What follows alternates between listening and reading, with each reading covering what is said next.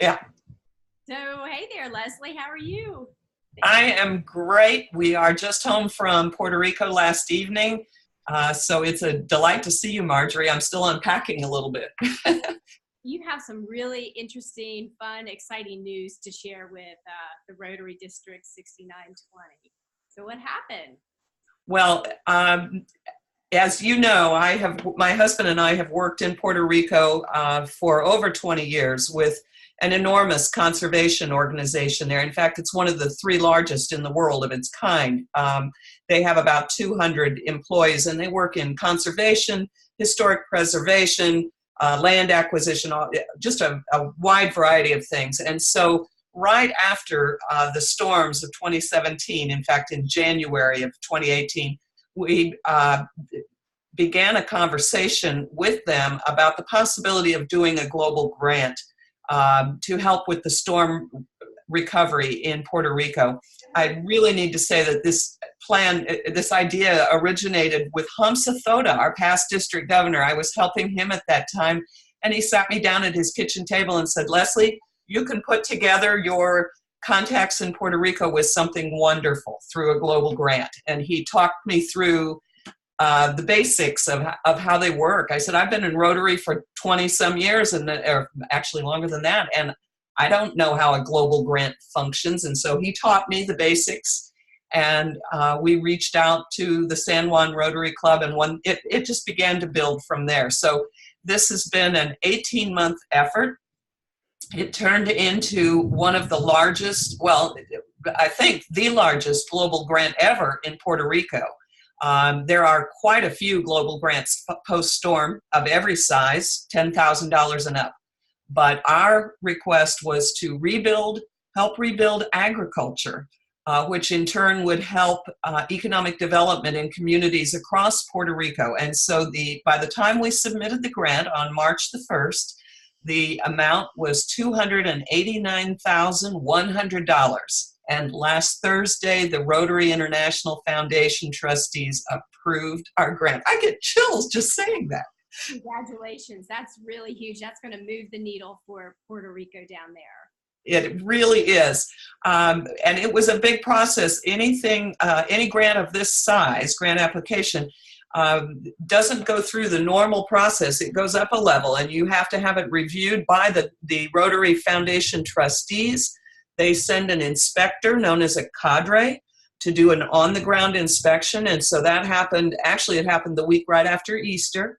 And we put her in a car and drove all over Puerto Rico to show her various examples of small backyard farms all the way up to distribution centers where they collect the produce and send it to the restaurants in San Juan or out to grocery stores in various communities. And this project will also involve teaching communities how to put together a farmer's market.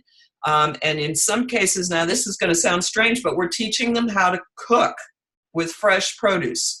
The thing is, since the early to mid 1990s, over 95% of the food in Puerto Rico was shipped in. And I guess that really got highlighted with the hurricane. It did indeed, because if the ports shut down, the ships aren't coming in, there's no refrigeration, you've got, problems start compounding. But literally over the years, the people have become dependent on that food that's shipped in, as well as canned food. Here in Georgia, we all have a recipe for pimento spread. And down there, they have no clue what that is, but they can tell you what they do with Spam. Their mothers didn't send them to school with peanut butter and jelly sandwiches. They sent them to school with Spam sandwiches. And so that is a key factor. Now, I say that there are levels of society in Puerto Rico, just like here in Georgia. So you have people that live in the cities that were raised in a different atmosphere. They certainly know how to cook. They have an incredible level of 5-star restaurants. But for the regular people living in small towns across Puerto Rico, they actually need to learn how to work with fresh produce. So this is going to help. So what kind of partners are you pulling in to make this? So the way a global grant works, you have to have 3 partners. You have to have a sponsoring club in the location where the grant will occur. So if we were talking India, a club in India. If we were talking Africa, a club in Africa. In this case, it's the San Juan Rotary Club. There are 33 clubs in Puerto Rico in District 7000. The San Juan Club is the oldest. Actually, I think it's one of the oldest in the Caribbean. It just celebrated its 100th anniversary. And it is the cream of the crop, I would say. It has the most money. A lot of the executives and that sort of thing are in that club. They are our sponsoring club, and so they will be primarily responsible. Then you must have an international club, a club located anywhere in the world, but not where the project's taking place. So in that case, it's my club, the St. Simon's Island Club, and they will see all the paperwork and sign off on it. They aren't on the ground in Puerto Rico, nor are they expected to be, but they will be monitoring it from here as the international club. And then you have a non-Rotary partner who carries out the grant, and that in this case is Para la Naturaleza.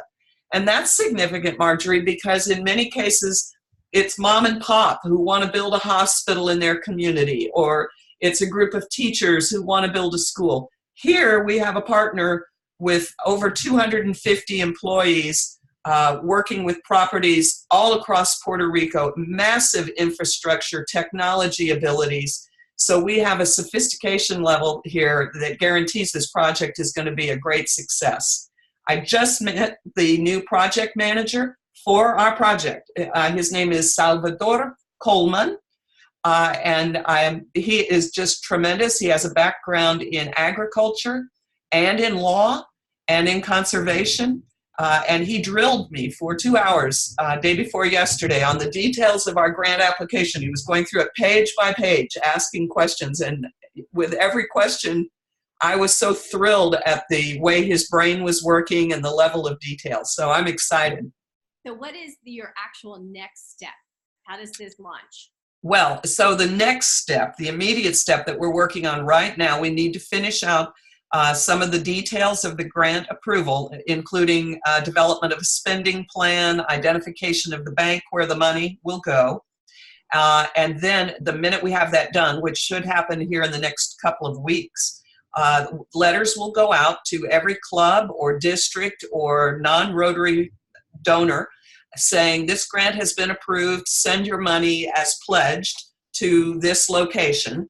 And it will be the bank in San Juan, Puerto Rico, overseen by the San Juan Rotary Club.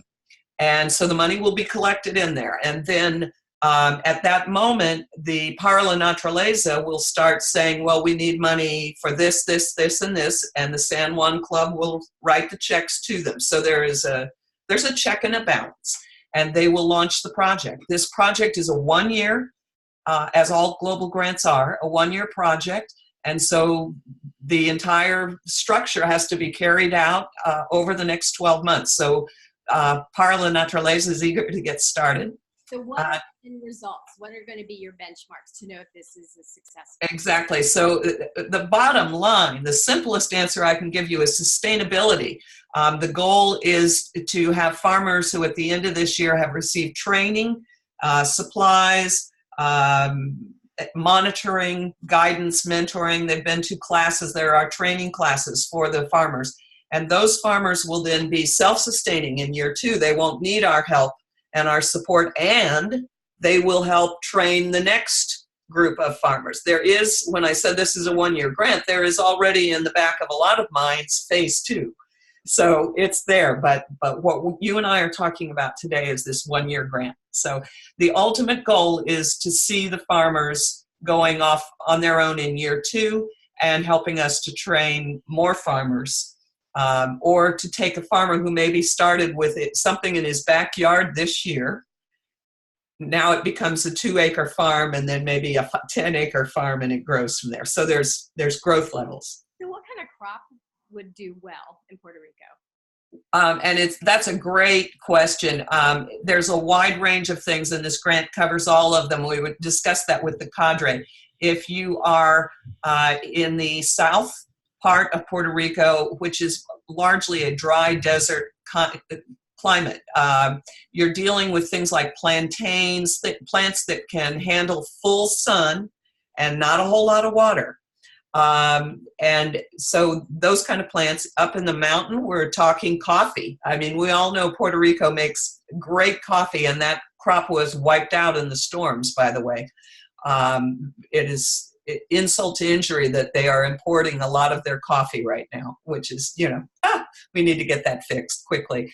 And then other shade plants that need to be protected that are a little bit more delicate. And then you get up in the north, particularly the northwest region of Puerto Rico, and it's a lot of fruits, vegetables, root vegetables, things like that, as well as herbs that are being supplied to the restaurants in San Juan. The cadre and I've got some pictures someday I can share with you, looking at the various products that were being prepared. Now, you raised something that I want to explain. There are different kinds of farming. There is what I would call industrial farming, like we see in the United States in the Midwest. Then at the other end of that, we would have organic farming. This project is called Eco-Agriculture Sustainable Farming. And what they're doing is they're working, they call it habitat, and it's not Habitat for Humanity with the house building, it's habitat because we're working with nature instead of against it. Against it would be pesticides, fertilizers.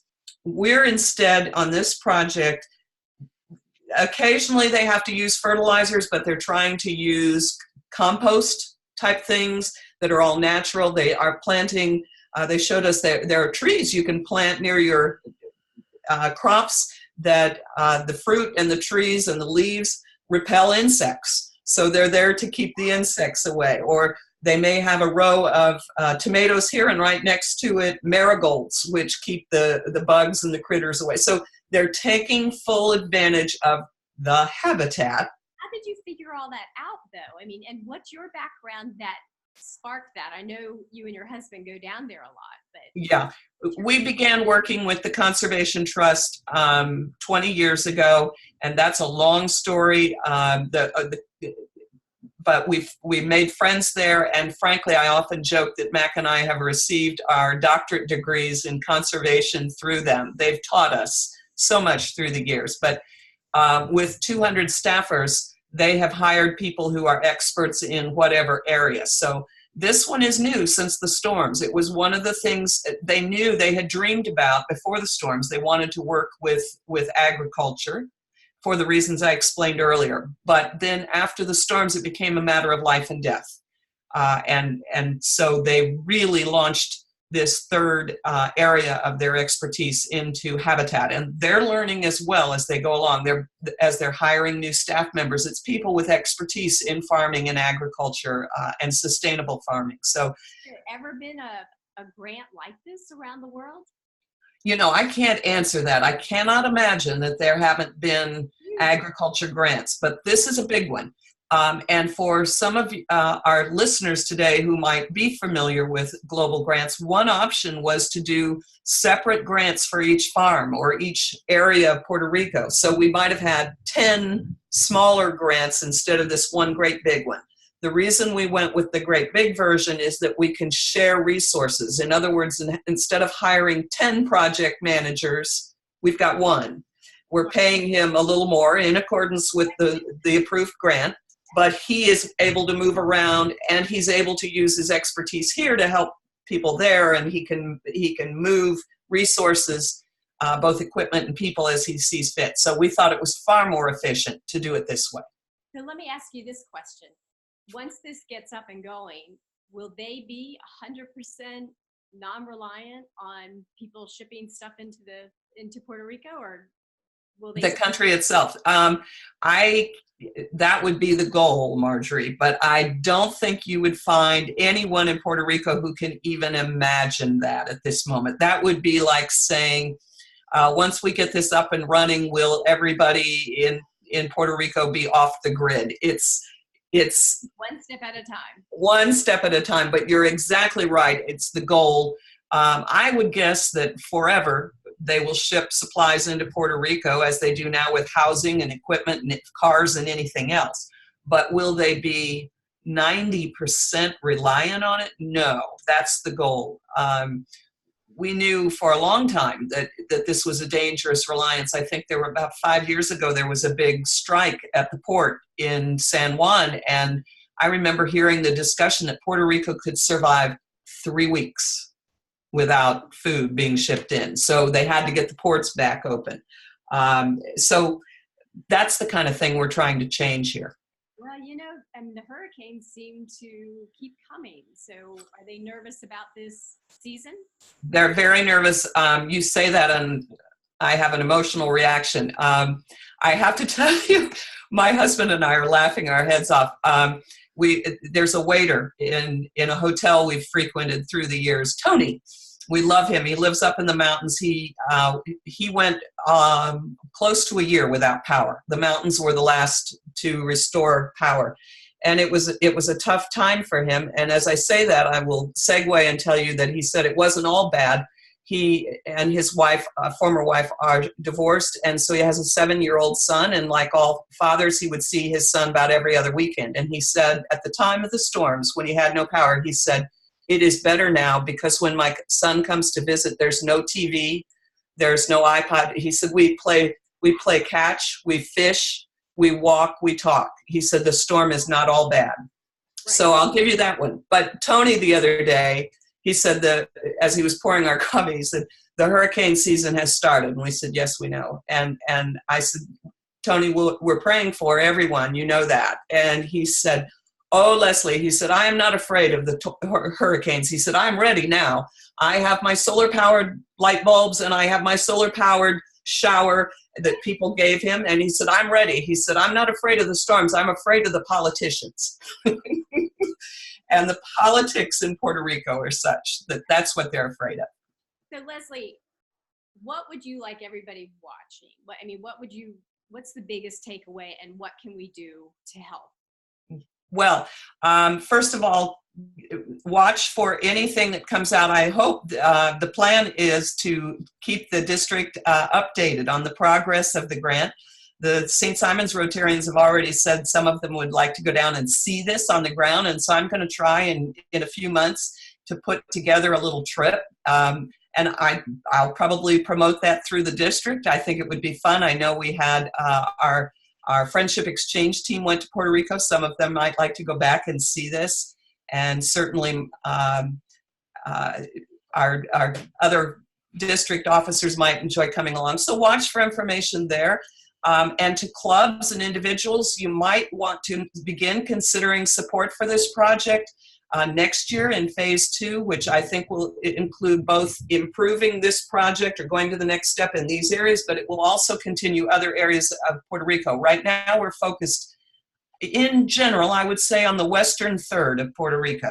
So we want to start adding farms further to the east. And so if clubs would consider in their budgeting that maybe they'd like to set aside money for this project going forward, that would be tremendous. I would love that help. And I speak on behalf of everyone when I say that. Wonderful. Well, seriously, congratulations. Your hard work and your devotion and your love for this land is really paying off.